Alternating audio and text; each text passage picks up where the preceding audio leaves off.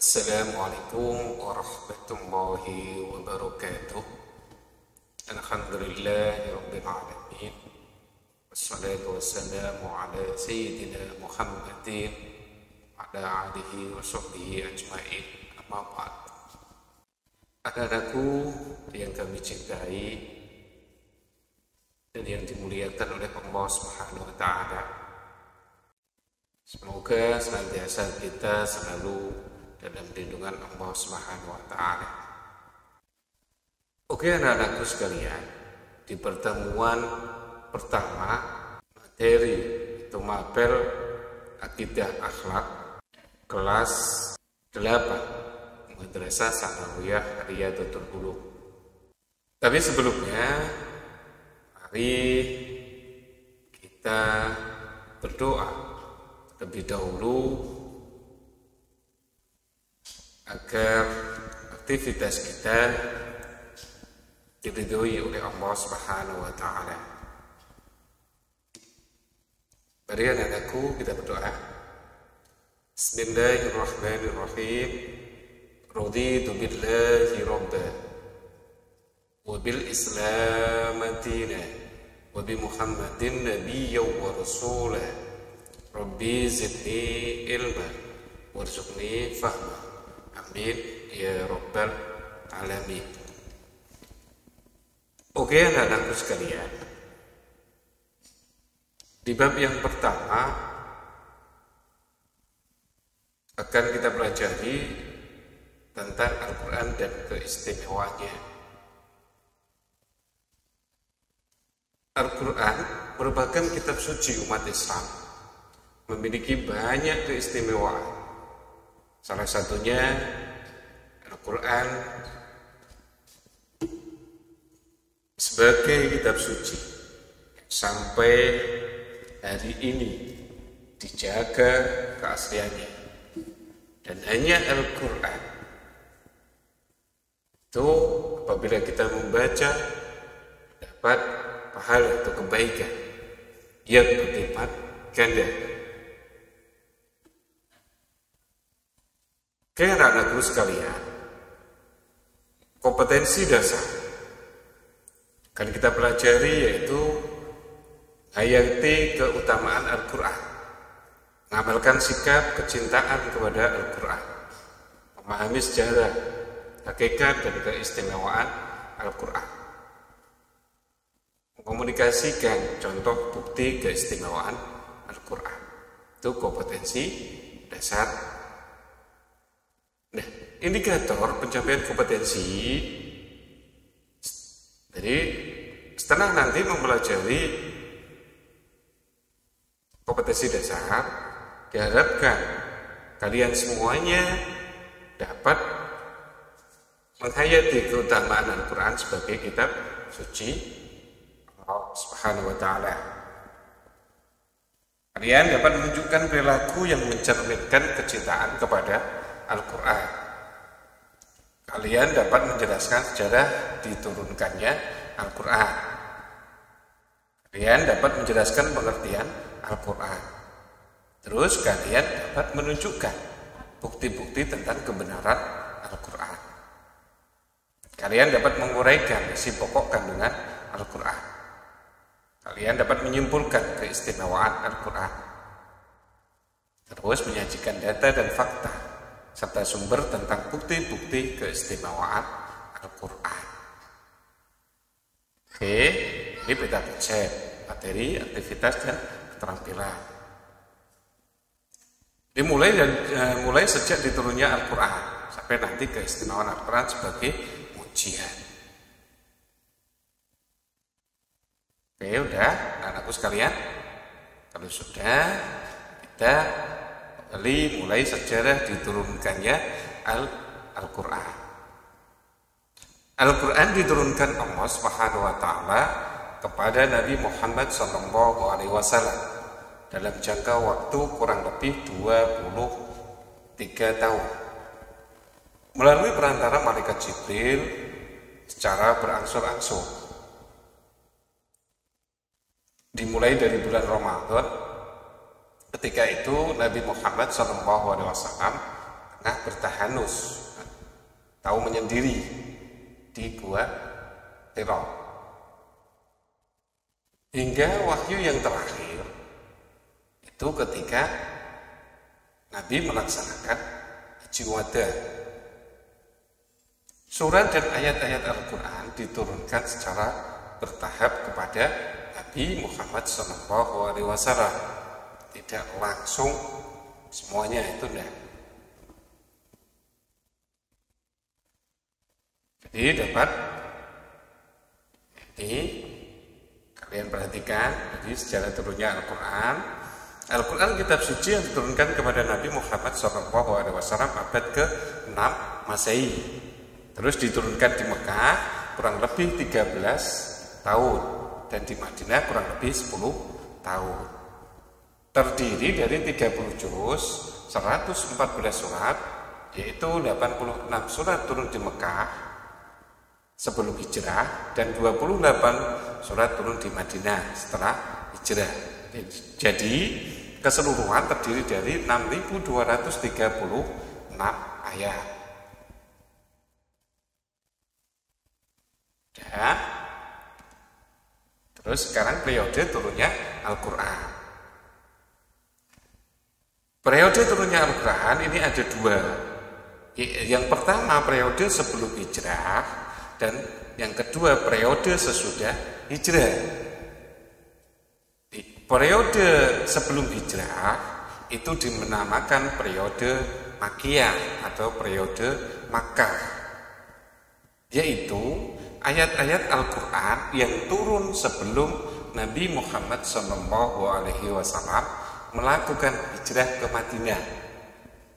Ini berjumlah 86 surat, diturunkan selama 12 tahun 5 bulan. Oke, anakku.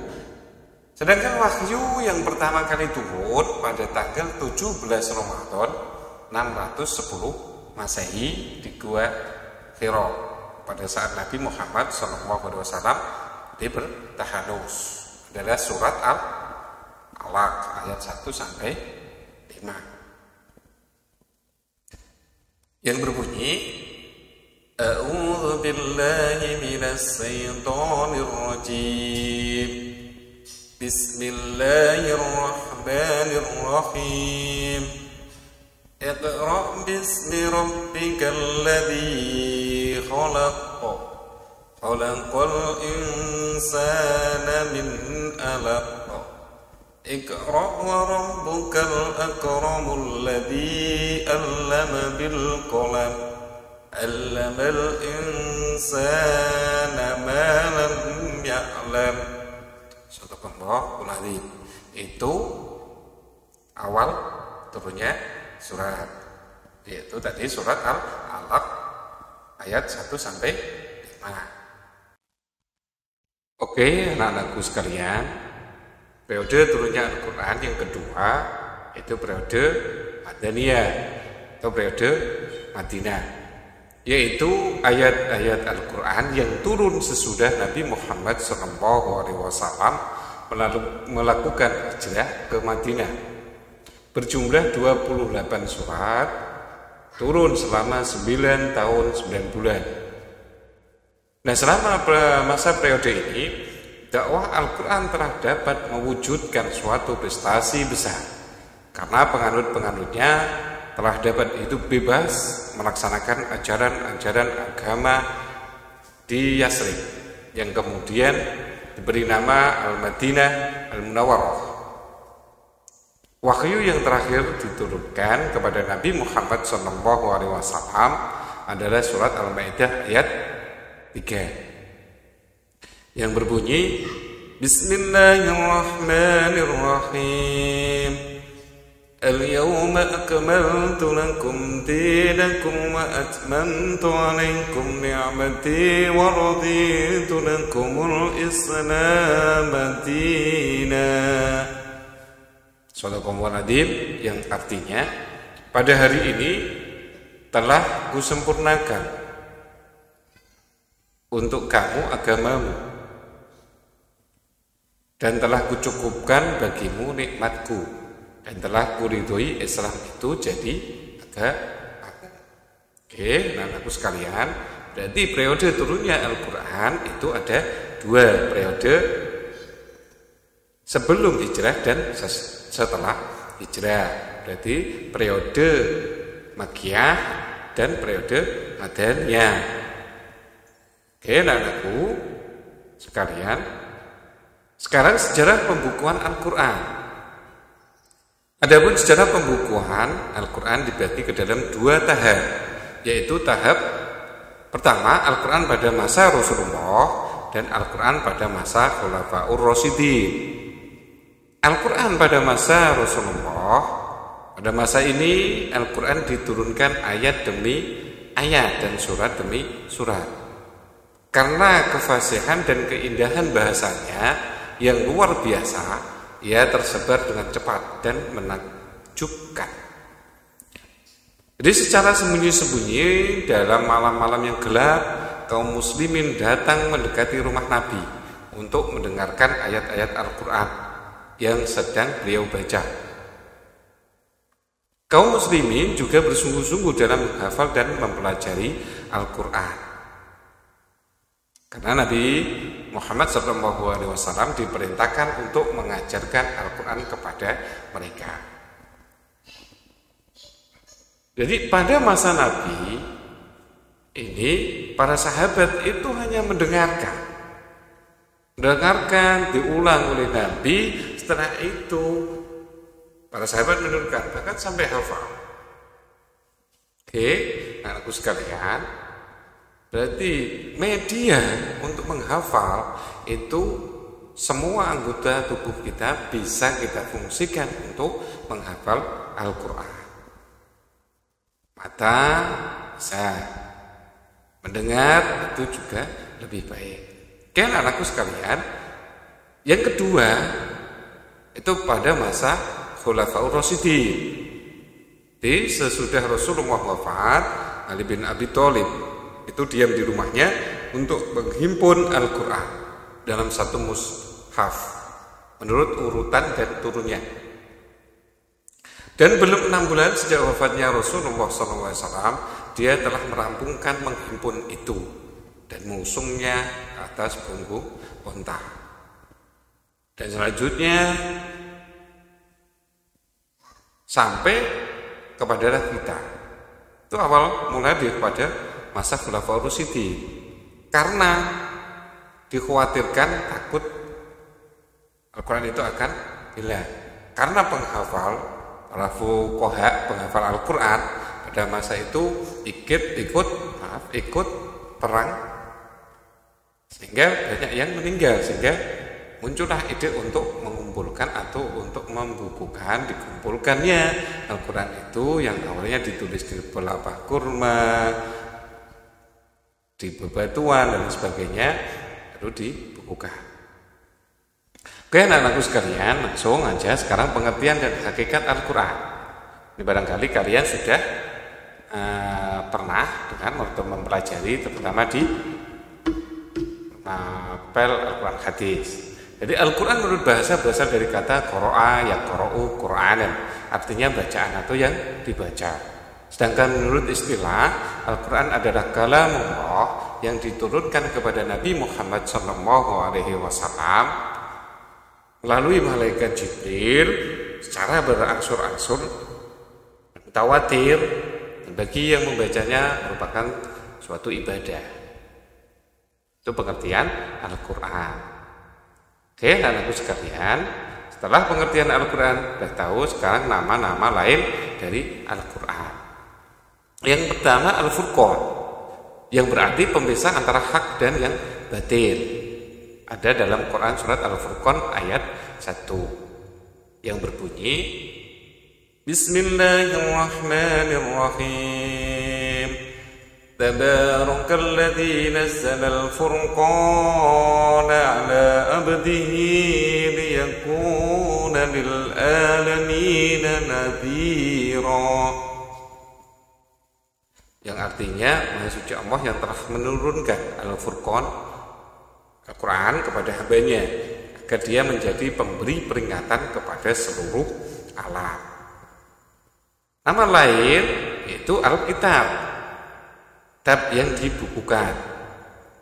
Ada dalam Quran Al-Baqarah, Quran surat Al-Baqarah ayat 2 yang berbunyi Bismillahirrahmanirrahim. Dzalikal kitabu la raiba fihi hudal lil muttaqin. Yang berarti kitab Al-Quran ini tidak ada keraguan padanya, petunjuk bagi mereka yang bertakwa. Oke, anakku, nama lain Al-Quran adalah Adzikr, artinya peringatan bagi manusia yang lalai. Ada dalam Quran surat Al-Hijr ayat 9. Bismillahirrahmanirrahim. Inna nahnu nazzalna dzikra wa inna lahu lahafizun. Sesungguhnya kamilah yang menurunkan Al-Quran dan sesungguhnya kami benar-benar memeliharanya. Terus nama lain Al-Quran adalah Al-Bayan, artinya penjelas tentang kebenaran. Ada dalam Quran surat Al-Maidah ayat 48 yang berbunyi Bismillahirrahmanirrahim.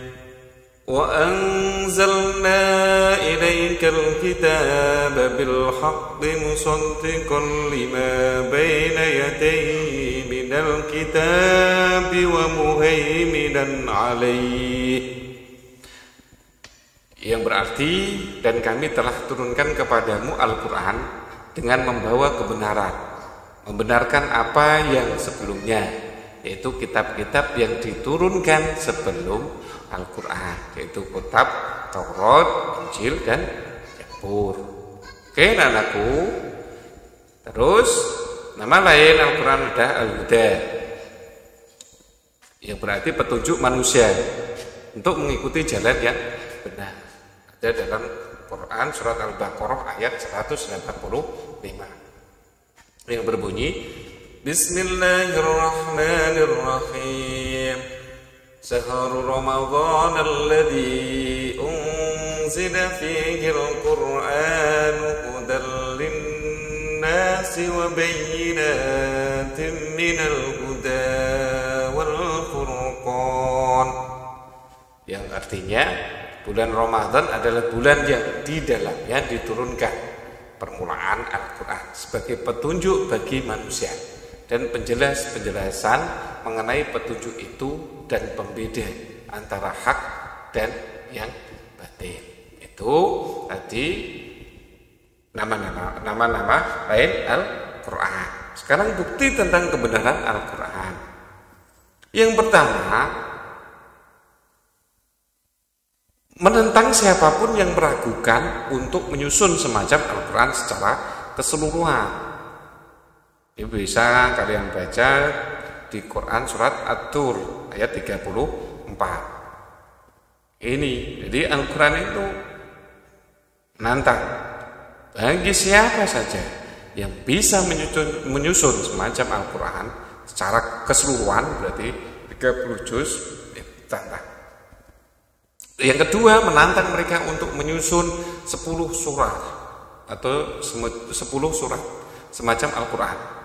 Baca Quran surat Al-Hud ayat 13. Seluruh Al-Quran berisikan 114 surat.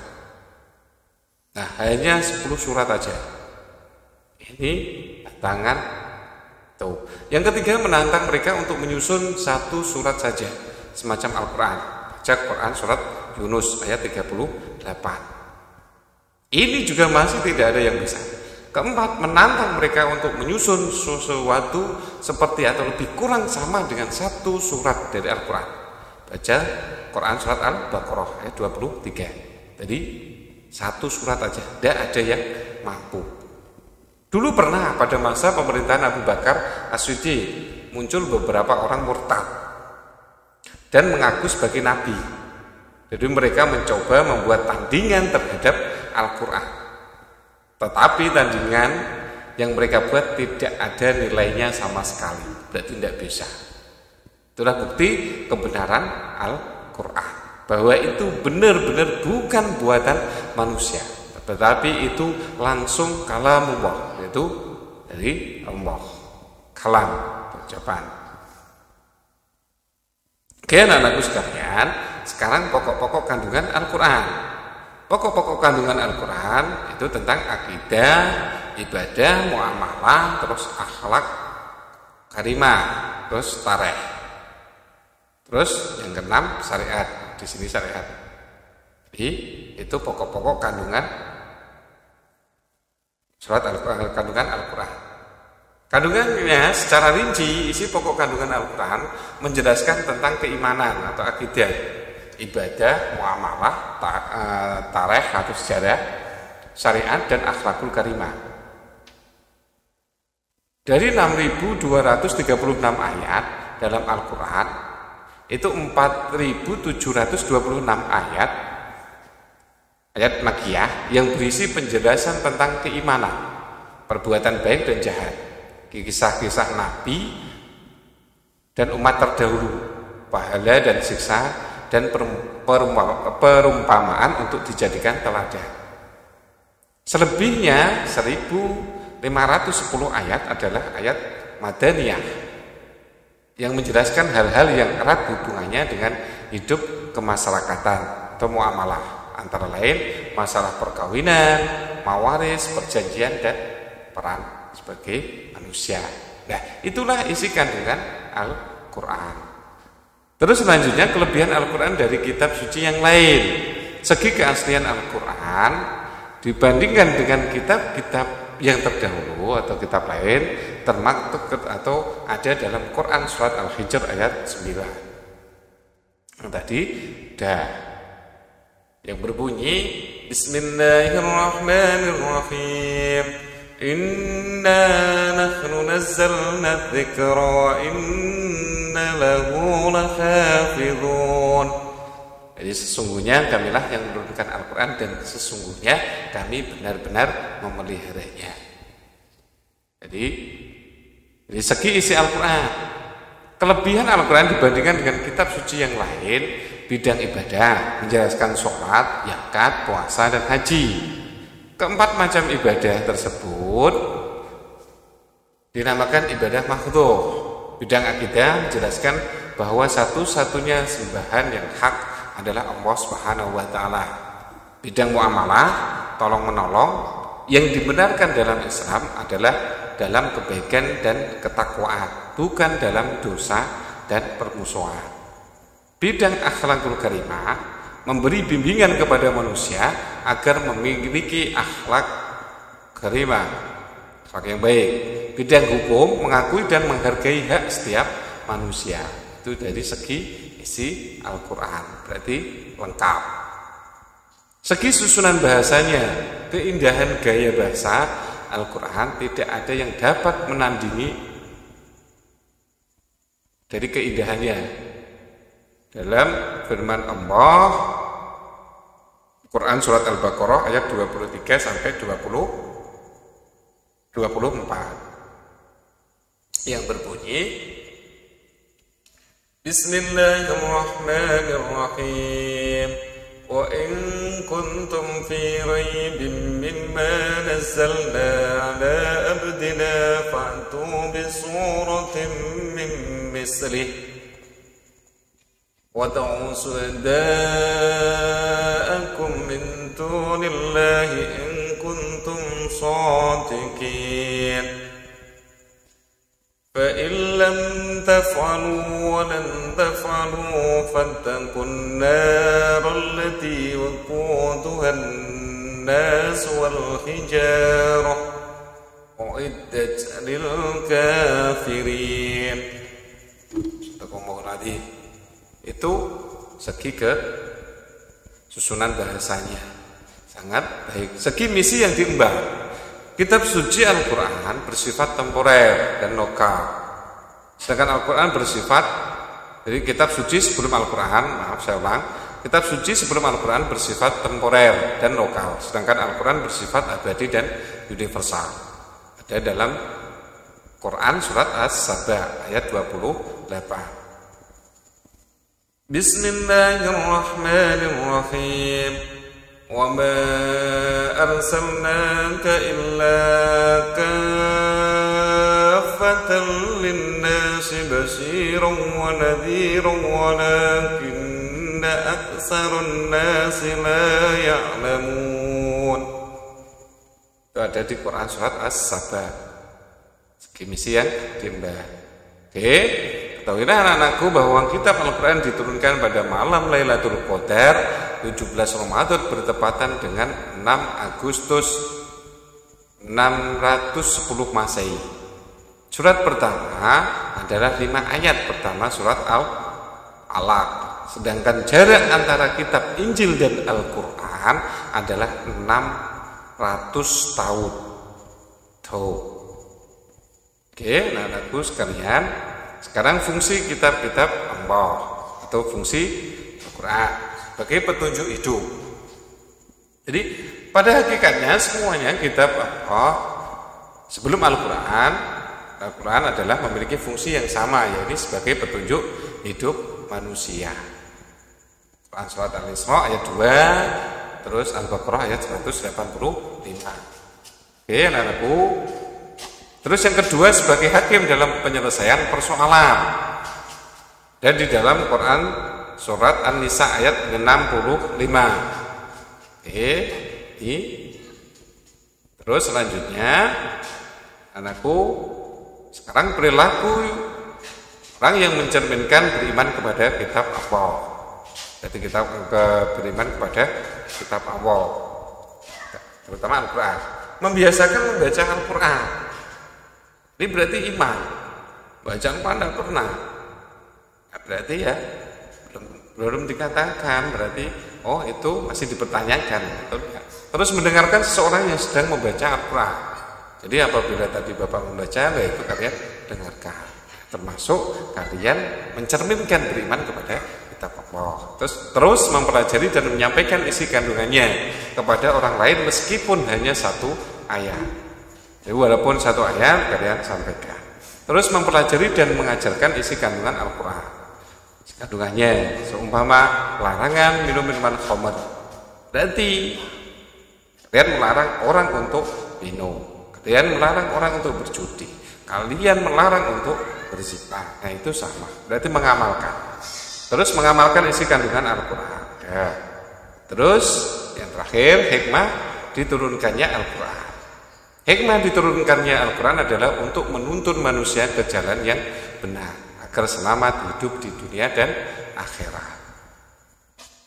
Karena kita sebagai tuntunan tadi pedoman hidup, Al-Quran adalah merupakan pedoman hidup bagi umat Islam.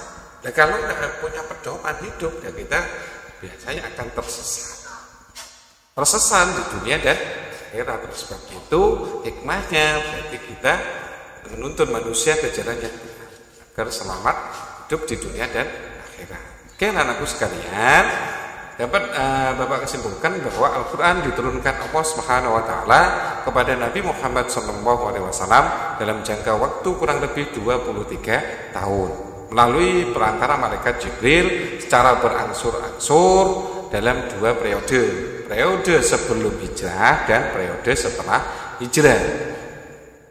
Ayat yang pertama atau ayat-ayat yang turun sebelum hijrah berarti dinamakan ayat-ayat Makkiyah. Dan ayat-ayat yang turun setelah hijrah berarti ayat dinamakan ayat Madaniyah. Terus adapun secara pembukuan akan dibagi ke dalam 2 tahap, yaitu Al-Quran pada masa sebelum wafat Rasulullah, yaitu masa Rasulullah SAW dan masa Khulafaur Rasyidin. Terus Al-Quran menurut bahasa berasal dari kata qara'a yaqra'u qur'ana yang artinya bacaan atau yang dibaca.